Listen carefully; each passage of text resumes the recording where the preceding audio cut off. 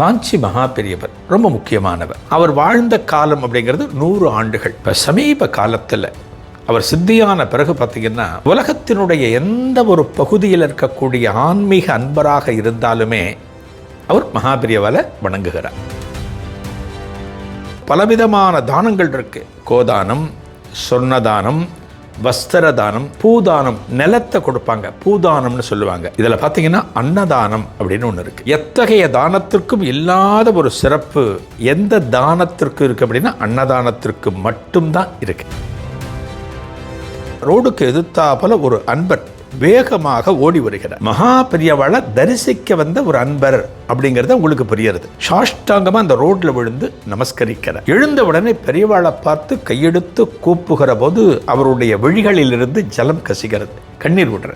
நான் ஒரு மோசமான ஒரு சிக்கல்ல மாட்டிட்டு இருக்கேன், ஒரு குழப்பத்தில் மாட்டிட்டு இருக்கேன். அந்த குழப்பத்துக்கு விட தெரியணும் அப்படின்னா உங்களை நான் நமஸ்காரம் பண்ணணும், உங்களை நான் வணங்கணும், உங்களோட ஆசிகள் எனக்கு கிடைத்தாலே. மகா பெரியவாளை ஏன் நாம் கொண்டாடுகிறோம்? இத்தனை ஆண்டுகள் தாண்டியும் அந்த மகானை எதற்காக நாம் வணங்குகிறோம் அப்படின்னா ஒரே ஒரு சின்ன குணம்தான், அதாவது உபசரிப்பு. எந்த ஒரு ஜீவராசியாக இருந்தாலும் சரி, எந்த ஒரு மனிதனாக இருந்தாலும் சரி, அவன் மேல நம்ம கரிசனம் காட்டணும் அப்படிங்கிறது தான் தர்மம் நமக்கு சொல்லி கொடுத்திருக்கிறது. ஒரு கிராமத்தில் ஒரு ஹோட்டலை தேட முடியுமா? ஒரு சாப்பிடுவதற்கு உண்டான வசதி எங்கே இருக்குன்னு பார்க்க முடியுமா? இதெல்லாம் மகா பெரியவா யோசிக்கிறார். இவன் வந்த வேலை முடிஞ்சு போச்சு, ஆசீர்வாதம் பண்ணியாச்சு, இவன் எக்கெடுக்கிட்டு போகிறான், இவன் போகிற வழியில் சாப்பிட்டுக்கிட்டோம், அது அவனுடைய தலையெழுத்துன்னு நினைக்கல. இவனுக்கு சாப்பாடு கொடுக்கறதும் நமது கடமை அப்படின்னு அந்த மகான் நினைச்ச காரணத்தினால தான் ரொம்ப காஸ்ட்லியான பொருள்லாம் போடாதீங்க, ஒரு சாதாரணமான முந்திரி பருப்பு போடுங்க, நெய் எது கொஞ்சம் கம்மியாக இருக்கோ அதை வாங்கி போடுங்க அப்படின்னு நம்மள சில பேர் இன்றைக்கி சொல்கிறோம். என்றைக்குமே அந்த கணக்கே பார்க்கக்கூடாது. நாம் என்ன சாப்பிட்றோமோ அதைத்தான் நம்ம அன்னதானம் பண்ணணும், அதைத்தான் நம்ம பிறருக்கு கொடுக்கணும். அப்படி நாம் செய்கிற அன்னதானம் தான் என்னாகும், நம்மளுடைய வம்ச விருத்திக்கு. இதற்கு முந்தைய பிறவைகளை செஞ்ச பாவங்கள்லாம் இருக்குது பார்த்தீங்களா, நமக்கு ஒரு புண்ணியத்தை கொடுக்கக்கூடியது இந்த அன்னதானம் தான்.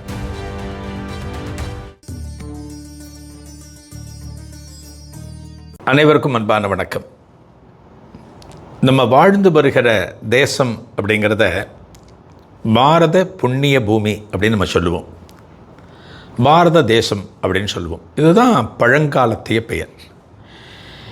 உலகத்தில் சுமார் 198 நாடுகள் இருப்பதாக சொல்லப்படுகிறது. அதில் இந்த பாரத தேசம், அதாவது இன்றைக்கி இந்தியான்னு சொல்கிறோம், இது ஒன்று. இந்த 198 தேசத்துக்கும் இல்லாத ஒரு பெருமை எந்த தேசத்துக்கு இருக்குன்னா பாரத தேசத்துக்கு இருக்குது, நம்ம தேசத்துக்கு இருக்குது. இந்த தேசத்தில் பிறந்த அத்தனை பேருமே புண்ணியம் செய்தவர்களாக கருதப்படுவார்கள். இந்த தேசத்தில் பிறக்கணும் அப்படின்னா நமது முந்தைய ஜென்மங்கள் சொல்லுவோம் இல்லையா, அந்த ஜென்மங்களில் நம்ம புண்ணியம் செஞ்சிருந்தால்தான் இந்த தேசத்தில் பிறக்க முடியும். இப்போ பாரத தேசத்தோட பெருமையை பற்றி உங்களுக்கு ஓரளவு புரிஞ்சுக்கலாம். அதனால தான் இந்த தேசத்தில் எண்ணற்ற மகான்கள் அவதரித்தார்கள், எண்ணற்ற ஆலயங்கள் காணப்படுகின்றன. அதாவது தமிழகத்தில் மட்டும் பார்த்தாலே சுமார் 40,000த்திற்கும் மேற்பட்ட ஆலயங்கள் காணப்படுகின்றன. இது அரசாங்க குறிப்பு. இது பாரத தேசம் முழுக்க பார்த்தோம் அப்படின்னா பல லட்சக்கணக்கான மகான்களது ஜீவ சமாதிகள், அதிஷ்டானங்கள், பிருந்தாவனங்கள், பல பெயர்களில் சொல்லுவோம், அவ்வளவு காணப்படுகின்றன. இதில் தமிழகத்தில் பார்த்தோம் அப்படின்னா ஒன்றும் இல்லை, தமிழகத்தினுடைய தலைநகரம் சென்னையில் பார்த்திங்கன்னா ஒரு 100க்கும் மேற்பட்ட சித்தர்கள் சமாதிகள் காணப்படுகின்றன.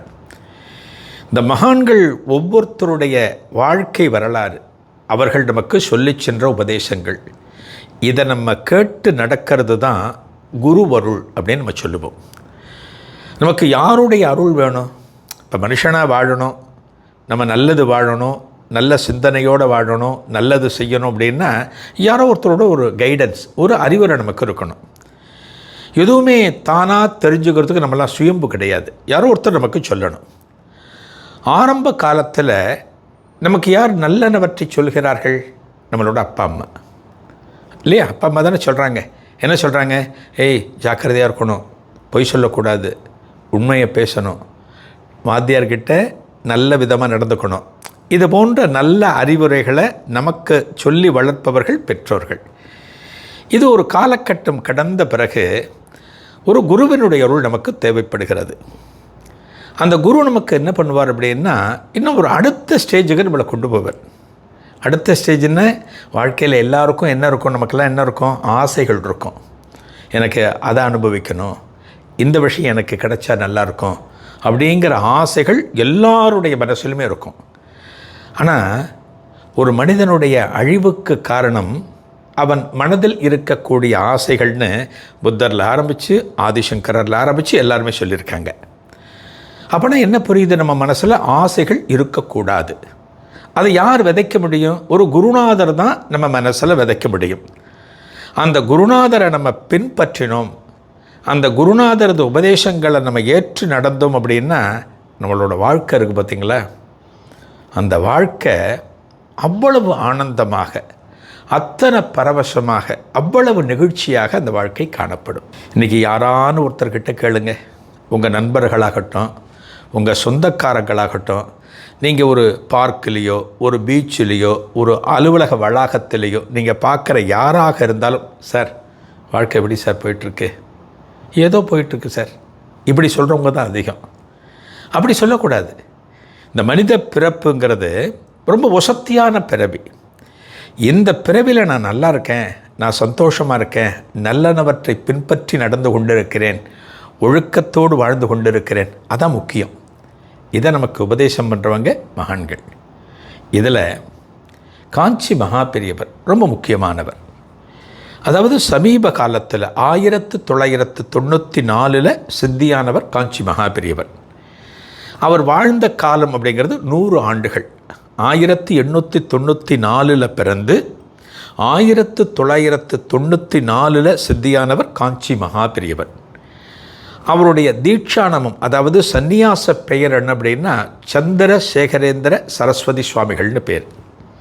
இப்போ சமீப காலத்தில் அவர் சித்தியான பிறகு பார்த்திங்கன்னா, இந்த உலகத்தினுடைய எந்த ஒரு பகுதியில் இருக்கக்கூடிய ஆன்மீக அன்பராக இருந்தாலுமே அவர் மகாபெரியவாளை வணங்குகிறார், மகாபெரியவாளுடைய உபதேசங்களை பின்பற்ற முற்படுகிறார்.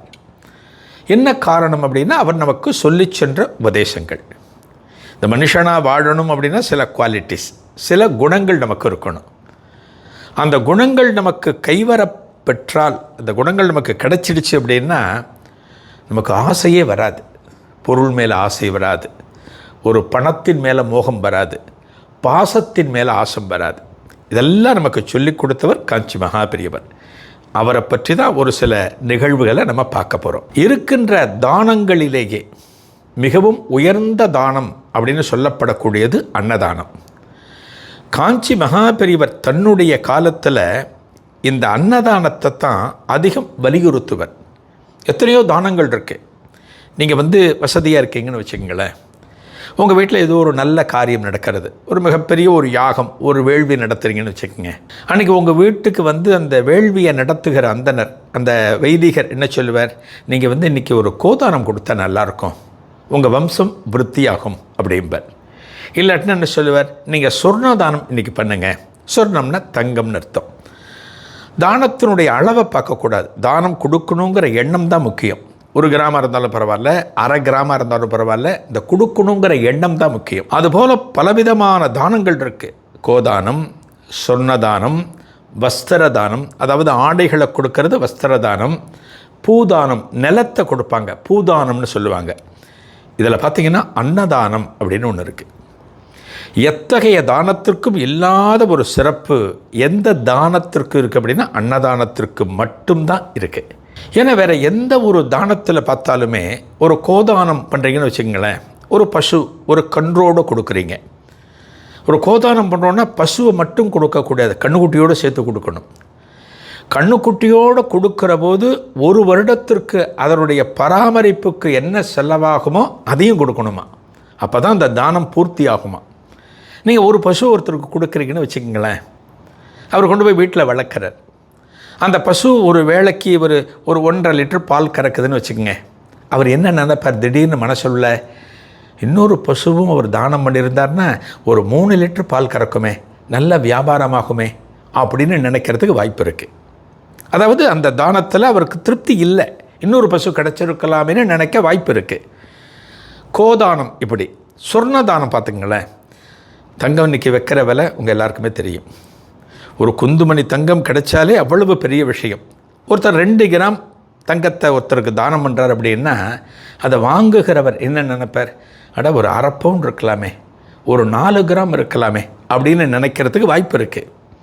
இதே போல் பூதானம், நிலத்தை கொடுக்குறார். ஒரு நிலத்தை ஒரு 4 சென்ட் ஒருத்தருக்கு கொடுக்குறார். அந்த 4 சென்ட் நிலத்தை தானமாக வாங்கினவர் என்ன நினைக்கலாம் அப்படின்னா, ஒரு 8 சென்ட் கொடுத்தா 2 பெட்ரூமில் நல்லா கட்டலாமே வீடு அப்படின்னு நினைக்கிறதுக்கு வாய்ப்பு இருக்குது. ஆனால் அன்னதானத்திற்கு மட்டும்தான் ஒருவர் சாப்பிட்டவுடன் அவருக்கு திருப்தியானது ஏற்படும். இதற்கு மேலே என்னால் சாப்பிட முடியாது என்று சொல்லப்படக்கூடிய தானம் அன்னதானம். இந்த தானத்தை மகாபிரிவா நிறைய வலியுறுத்துவர். அவர் எந்த இடத்துல கேம்ப் இருந்தாலும் சரி, எங்கே முகாம் இருந்தாலும் சரி, அந்த கிராமத்தில் இருக்கக்கூடிய அன்பர்களுக்கு, தன்னை தரிசிக்க வரக்கூடிய அன்பர்களுக்கு எல்லாருக்குமே சாப்பாடு பார்த்திங்கன்னா பஞ்சமில்லாமல் நடக்கும். ஒரே ஒரு சின்ன உதாரணம். கர்நாடகாவில் பெல்காம் அப்படிங்கிறது ஒரு பகுதி. மகாபிரிவா ஒரு யாத்திரை போயிட்டுருக்கார். ஒரு யாத்திரை, ஒரு மகானுக்கு எது சிறப்பு அப்படின்னா யாத்திரைகள். மகாபிரிவா தான் வாழ்ந்த காலத்தில் பல யாத்திரைகள் போயிருக்கார். அதாவது பாரதத்தோட அந்த கோடியிலேருந்து இந்த கோடி வரைக்கும் ஒரு 3 முறை நடந்தே மகாபிரிவா கடந்திருக்கிறார். நடந்தே போயிருக்கார், அதான் விசேஷம். இது பெல்காம்லேருந்து ஒரு யாத்திரை போயிட்டுருக்கார். எங்கே போயிட்டுருக்கார்? வனசங்கரி அப்படிங்கிற ஒரு பகுதிக்கு நடந்து போயிட்டுருக்கார். சாதாரணமான கிராமங்கள், போகிறபடியெல்லாம் வானம் பார்த்த பூமின்னு சொல்லுவோம் இல்லையா, அது போன்ற இடங்கள், ஒரு சாதாரணமான குக்கிராமங்கள். அது வழியாக மகாபிரிவா போயிட்டுருக்கார். மகாபிரிவா யாத்திரை போகிறார்னா அவருக்கு தேவையான பூஜை பொருட்கள், அவருக்கு தேவையான பொருட்கள், அவர் கூட இருக்கிற கைங்கரியம் செய்கிற அணுக்கத் தொண்டர்கள், பக்தர்கள், இப்படின்னு பல பேர் அந்த யாத்திரையில் வருவாங்க. எல்லாரும் யாத்திரையாக போயிட்டுருக்காங்க. அந்த கிராமத்து சாலையில் போய்கொண்டிருக்கிற போது எதிர்த்தாப்பல, ரோடுக்கு எதிர்த்தாப்பல ஒரு அன்பர் வேகமாக ஓடி வருகிறார். வேகமாக ஓடி வர, அவர் ஓடி வருகிற வேகத்தை பார்த்தாலே இந்த அணுக்கத் தொண்டர்களுக்கு கொஞ்சம் வித்தியாசமாக படுறது.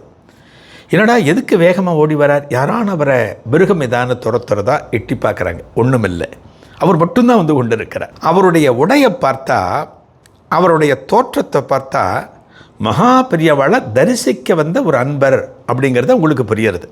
அவர் வேஷ்டி கட்டிருக்கார், விபூதி போட்டிருக்கார். அவரை பார்த்தாலே பெரியவாளை வணங்குவதற்கு வந்தவர்னு தெரிகிறது. அவர் வேகமாக ஓடி வந்தவர் மகாபிரியாவட்ட வந்து நிற்கிறார். இந்த மகானை பார்க்கிற, சாஷ்டாங்கமாக அந்த ரோட்டில் விழுந்து நமஸ்கரிக்கிறார். எழுந்த உடனே பெரியவாளை பார்த்து கையெடுத்து கூப்புகிற போது அவருடைய விழிகளிலிருந்து ஜலம் கசிகிறது, கண்ணீர் விடுறார். மகாபிரிவா அவரை பார்க்குறார். அவரை பார்த்த உடனே, என்னப்பா நீ யார், நீ எங்கிருந்து வர அப்படின்னு அவர்கிட்ட விசாரிக்கிறார். அவர் சொல்கிறார், பிரிவா நான் சென்னையிலேருந்து வரேன், எனக்கு உங்களை உடனடியாக பார்த்தாகணும். என்னுடைய மனசில் ஒரு பெரிய குழப்பம். நான் ஒரு மோசமான ஒரு சிக்கலில் மாட்டிகிட்ருக்கேன், ஒரு குழப்பத்தில் மாட்டிக்கிட்டு அந்த குழப்பத்துக்கு விட தெரியணும் அப்படின்னா உங்களை நான் நமஸ்காரம் பண்ணணும், உங்களை நான் வணங்கணும், உங்களோட ஆசைகள் எனக்கு கிடைத்தாலே நான் அதிலேருந்து வெளியில் வந்துடுவேன் அப்படின்னு அவர்கிட்ட சொல்கிறேன். இதுக்கு பேர் என்னென்னா பக்தியில் நம்பிக்கைன்னு சொல்லுவோம், ஃபெய்த்துன்னு சொல்லுவோம். நீங்கள் எந்த கோவிலுக்கு போனாலும், எந்த மகானை தரிசனம் பண்ண போனாலும் அந்த மகான் மேலேயோ அந்த கோவிலில் இருக்கிற தெய்வத்தின் மேலேயோ உங்களுக்கு நம்பிக்கை இருக்கணும். இந்த தெய்வம் நமது குழப்பத்தெல்லாம் தீர்த்து வைக்குமா, நமது பிரச்சனைகளை தீர்த்து வைக்குமா, இந்த தெய்வத்தை நம்ம கும்பிட போகிறோமே அப்படின்னு நீங்கள் நினச்சிங்கன்னா அதனால் பலன் கிடையாது. ஒரு மகான்கிட்ட நீங்கள் போகிறீங்க, இந்த மகான் நமது பிரச்சனைகளுக்கு சரியான தீர்வு சொல்லுவாரான்னு நினச்சா அந்த பிரார்த்தனையில் பலன் கிடையாது. நம்பிக்கை இருக்கணும். இவர் நம்பிக்கையோடு வந்திருக்கார். இவரை தரிசனம் பண்ணினா எல்லாம் சரியாகும்னு நினச்சிட்டு வந்திருக்கார். மகாபிரிவா அவர்கிட்ட கேட்குறார். கேட்ட உடனே அவரு சொல்கிறார். சொன்ன உடனே பெரியவா அவருக்கு ஆசீர்வாதம் பண்ணி சில வார்த்தைகள் சொல்லுகிறார். அவருடைய முகத்தில் ஒரு பிரகாசத்தை பார்க்கணுமே. இந்த வந்த அன்பர் இருக்கார் இல்லையா, சென்னையிலேருந்து வந்த அன்பர், அவருடைய முகத்தில் அப்படி ஒரு பிரகாசம். பெரியவா, நான் என்னென்னவோ நினச்சி வந்தேன். எத்தனையோ ஊர்களுக்கு போய் நீங்கள் எந்த இடத்துல முகாம் இருக்கீங்கன்னு விசாரித்து இந்த இடத்துக்கு நான் வந்திருக்கேன். நான் பட்ட அவஸ்தைக்கு, நான் பட்ட அலைச்சலுக்கு இன்றைக்கு எனக்கு தீர்வு கிடைச்சாச்சு. என்னோடய மனம் ரொம்ப சந்தோஷமாக இருக்குது அப்படிங்கிறது. எப்போவுமே மனசில் நம்ம பாரத்தோடு இருக்கோம், கவலைகளோடு இருக்கோம் அப்படின்னா இந்த உடம்பு இயல்பாக இருக்காது. அதனால தான் கவலைகளை இறக்கி வைக்கணும்னு சொல்லுவோம். கிராமத்தில் பார்த்திங்கன்னா சுமை தாங்கி கல் அப்படின்னு ஒரு கல் இருக்கும். கிராமங்களில் ஒரு சுமையை நெடும் தொலைவுக்கு எடுத்து செல்கிறவர்கள் சற்று நேரம் இளைப்பாறுவதற்கு அந்த சுமையை அந்த சுமதாங்கி கல்லில் இறக்கி வைப்பாங்க. ஆசுவாசமாக ஒரு மரத்தடி நிழலில் உட்காருவாங்க. அதே போல் நம்ம வாழ்க்கையிலையும் சுமைகளை என்றைக்குமே நம்ம வச்சுட்டே இருக்கக்கூடாது. வச்சுட்டு இருந்தால் அதனால் என்ன ஆகும்? மன அழுத்தம் சொல்கிறோம் பார்த்திங்களா, இன்றைக்கி ஸ்ட்ரெஸ் அப்படிங்கிறோம். அந்த மன அழுத்தம் நமக்கு வந்துடும். இப்போ இவருக்கு என்ன ஆகுது? மகாபிரிவட்ட வந்தாச்சு, சொல்லியாச்சு, அவருக்கும் ஒரு தெளிவு கிடைச்சாச்சு. பெரியவா, நான் நிம்மதியாக இருக்க பெரியவா, என் மனசில் இருக்கிற பாரம் முழுக்க நீங்கி விட்டது அப்படின்னு சொல்கிறார். இப்போ அடுத்த ஸ்டேஜ் என்னவாக இருக்கும்? அவர் வீட்டுக்கு போகணும். ஏன்னா அவர் வந்த வேலை முடிஞ்சு போச்சு. மகாபிரிவா அவருக்கு விடை கொடுக்கணும். சரி போயிட்டு வாப்பா அப்படின்னு விடை கொடுக்கணும். இதுதான ஒரு சாதாரணமான ஒரு நிலை. மகாபிரிவாளை ஏன் நாம் கொண்டாடுகிறோம்? இத்தனை ஆண்டுகள் தாண்டியும் அந்த மகானை எதற்காக நாம் வணங்குகிறோம் அப்படின்னா ஒரே ஒரு சின்ன குணம்தான், அதாவது உபசரிப்பு.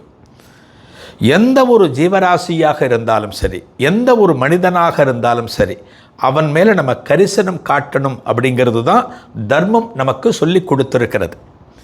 ஆனால் மனிதர்களான நாம் எப்படி வாடுறோம்? நமக்கு வேண்டப்பட்டவன் ஒருத்தன் வரான் அப்படின்னா அவன் மேலே அன்பு செலுத்துவோம். நமக்கு வேண்டப்படாதவன், நமக்கு தேவைப்படாதவன், நம்ம மேலே ஒரு விரோதம் பாராட்டுகிறவன்னா அவனை நம்ம கவனிக்க மாட்டோம். மனிதனோட சுபாவம் அது. ஆனால் மகான்களுக்கு எல்லாமே ஒன்று தான். இந்த பிரபஞ்சத்தில் பார்த்திங்கன்னா சுமார் 80 லட்சத்திற்கும் மேற்பட்ட ஜீவராசிகள் இருக்குது. அதில் மனிதன்கிறது ஒன்று. அந்த 80 லட்சம் ஜீவராசிகள் மேலேயும் ஒரு சரிசமமான அன்பை காட்டணும். அதுதான் நமக்கு சொல்லப்பட்டிருக்கு. இப்போ இவரை மகாபிரிவா பார்க்கிறார். பார்த்துட்டு அவர்கிட்ட கேட்கிறார், சாப்பிட்டியாப்பா அப்படிங்கிற. ஒரு யார் கேட்பாங்க?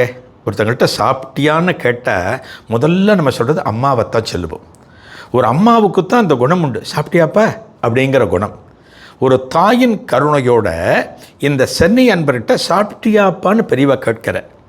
பெரியவா இருக்கிறது நடு ரோடு, ஒரு குக்கிராமம். அவர் சாப்பிடலைன்னு சொன்னால் பெரியவாளால் அவருக்கு சாப்பாடு கொடுக்க முடியாது. ஒரு நடு ரோட்டில் எப்படி கொடுக்க முடியும்? கொடுக்க முடியாது. ஆனால் கேட்கிறார், சாப்பிட்டியான்னு கேட்கிறார். அவர் சொல்கிறார், பெரியவா, சென்னையிலே நான் கிளம்பின பிறகு, உங்கள் தரிசனம் முடித்த பிறகு தான் சாப்பிடணுங்கிற ஒரு தீர்மானத்தோடு நான் வந்திருக்கேன். இன்னும் சாப்பிடலை பெரியவா, இனிமே தான் சாப்பிடணும் அப்படிங்கிற. அது சொன்ன உடனே அடுத்து மகாபிரிவா என்ன தெரியுமா பண்ணுறாரா? தன் கூட இருக்கிற அணுக்க தொண்டர்களில் ஒருத்தரை தேடுற.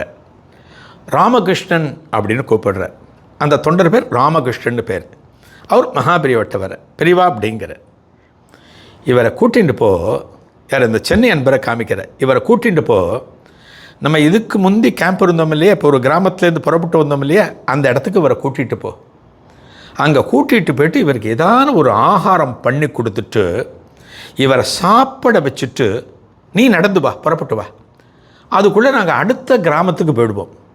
நீ அடுத்த கிராமத்தில் வந்து எங்கள் கூட ஜாயின் பண்ணிக்கோ அப்படின்னு அந்த சென்னை அன்பரை ராமகிருஷ்ணனோட அனுப்புகிற. இவங்க முதல்ல புறப்பட்டு வந்த அந்த கேம்பில் அரிசி பருப்பு இதெல்லாம் இருக்குது, எல்லாமே இருக்குது. ஓஹா, இவருக்கு சமைச்சு போட முடியும். ஒரு சாதாரணமான அன்பருக்கும் ஒரு உணவு கொடுக்கணும், இத்தனை தொலைவு வந்திருக்கார் அப்படிங்கிறதுனால தனது அணுக்க தொண்டர் ஒருத்தருக்கும் இந்த வேலையை கொடுத்து இவரை கூட்டிகிட்டு போன்னு மகாபிரிவா சொல்கிறார். அந்த சமயத்தில் அந்த சென்னை அன்பருக்கு எப்படி இருக்கும் மனசு? ஒரு கிராமத்தில் ஒரு ஹோட்டலை தேட முடியுமா? ஒரு சாப்பிடுவதற்கு உண்டான வசதி எங்கே இருக்குன்னு பார்க்க முடியுமா? இதெல்லாம் மகாபிரிவா யோசிக்கிறார். இவன் வந்த வேலை முடிஞ்சு போச்சு, ஆசீர்வாதம் பண்ணியாச்சு, இவன் எக்கெடுக்கிட்டு போகிறான், இவன் போகிற வழியில் சாப்பிட்டுக்கிட்டோம், அது அவனுடைய தலையெழுத்துன்னு நினைக்கல. இவனுக்கு சாப்பாடு கொடுக்கறதும் நமது கடமை அப்படின்னு அந்த மகான் நினைச்ச காரணத்தினால தான் இந்த பாரத பூமி இன்று செழித்து காணப்படுகிறது. அதாவது விஞ்ஞானத்தின்படி நம்ம எவ்வளவோ பின்தங்கி இருந்தாலுமே இந்த தேசமானது தர்மத்தில் முன்னிலையில் காணப்படுகிறது அப்படின்னா வந்தாரை வாழ்விக்கும் தமிழகம் நம்ம சொல்லுவோம். யாராக இருந்தாலும் அவர்களை வரவேற்கணும், அவர்களுக்கு தேவையானதை கொடுக்கணும். அதுதான் நமது குணம். அந்த குணத்தை மகாபிரிவா ஒரு நிகழ்வின் மூலமாக அவருக்கு சொல்லி அவருக்கு சாப்பாடு போட்டு அதன் பிறகு அனுப்பணும்னு சொல்கிறாருன்னா மனிதனுக்கு எது முக்கியம்? சாப்பாடு தான். கிராமங்களில் சொல்லுவாங்க இல்லையா, என்சான் உடம்புக்கு ஒரு சான் பிரதானம். ஒரு சான்கிறது வயிறு. இந்த வயிறோட அளவு பார்த்திங்கன்னா ஒரு சான் தான் அது. என்சான் உடம்பில் ஒரு சான் தான் பிரதானம். நமக்கு இந்த வயிற்றுக்கு சாப்பாடு போடணும். அந்த சாப்பாடு பாருங்கள், இன்றைக்கி நம்ம ஏதான ஒரு இடத்துல ஒரு அன்னதானம் பண்ணுறோம் அப்படின்னா அந்த அன்னதானத்திற்கு நம்ம சொல்கிறோம், ரொம்ப காஸ்ட்லியான பொருள்லாம் போடாதீங்க, ஒரு சாதாரணமான முந்திரி பருப்பு போடுங்க, நெய் எது கொஞ்சம் கம்மியாக இருக்கோ அதை வாங்கி போடுங்க அப்படின்னு நம்மள சில பேர் இன்றைக்கி சொல்கிறோம். என்றைக்குமே அந்த கணக்கே பார்க்கக்கூடாது. நாம் என்ன சாப்பிட்றோமோ அதைத்தான் நம்ம அன்னதானம் பண்ணணும், அதைத்தான் நம்ம பிறருக்கு கொடுக்கணும். அப்படி நாம் செய்கிற அன்னதானம் தான் என்னாகும்? நம்மளுடைய வம்ச விருத்திக்கு. நம்ம செஞ்ச பாவங்கள், இதற்கு முந்தைய பிறவிகளை செஞ்ச பாவங்கள்லாம் இருக்குது பார்த்திங்களா, அதற்கெல்லாம் ஒரு தீர்வாக நமக்கு ஒரு புண்ணியத்தை கொடுக்கக்கூடியது இந்த அன்னதானம் தான். நீங்கள் பாருங்கள், எந்த ஒரு கோவில் திருவிழா பாருங்கள், ஒரு கும்பாபிஷேகம் பாருங்கள், ஒரு திருப்பணி பாருங்கள், ஒரு நவராத்திரி காலம், ஒரு சிவராத்திரி, ஒரு பிரதோஷம், எங்கே போனாலுமே நம்ம எதை பார்க்குறோம்? அன்னதானம் அப்படிங்கிறத பார்க்குறோம். இந்த அன்னதானங்கிறத பணம் இருக்கிறவங்க மட்டும்தான் பண்ணணுங்கிறது கிடையாது. நம்மளால் ஒரு 2 பேருக்கு செய்ய முடிஞ்சால் கூட நமக்கு அது புண்ணியத்தை கொடுக்கும். எப்போயுமே வால்யூம் பார்க்கக்கூடாது, அந்த மனசு முக்கியம். இதைத்தான் மகாபெரிவா ஒரு சாதாரணமான நிகழ்வின் மூலமாக நமக்கு உணர்த்துகிறார். மகாபெரிவாளுடைய வாழ்க்கை சரிதங்களை, அந்த நிகழ்வுகளை நம்ம பார்க்கிற போது அதில் ஒவ்வொரு நிகழ்விலுமே நமக்கு ஒரு பாடம் இருக்கும், ஒரு லெசன் இருக்கும். அந்த லெசன் தான் நமக்கு முக்கியம். அடுத்த நிகழ்விலும் இந்த மகானை பற்றி பார்க்கலாம். நன்றி, வணக்கம்.